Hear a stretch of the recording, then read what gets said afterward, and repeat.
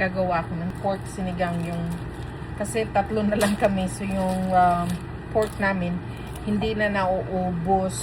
Kailangan hatiin sa dalawa pa. Now, mainit na yung mantika natin. Ilagay natin yung bawang natin. Supposedly ay may tomato. Kaso lang, wala pa yung husband ko. Kaya ipahuli ko na lang yung tomato. Ayan. Lalagay natin yung bawang. Onion natin. Oops. Ayan, nilagay ko na. Nahuli.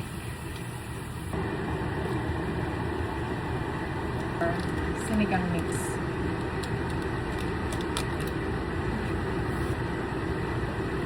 Mikos.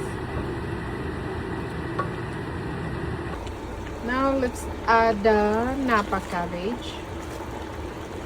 Cover lang natin. Tapos ngayon, add natin yung pichay natin or bok choy. Mga few minutes lang. Ito na yan. Luto na ang sinigang. Kain na tayo. Yan.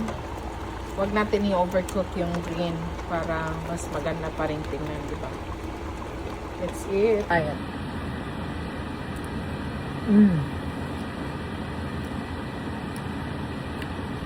Sarap. Ayan tayo.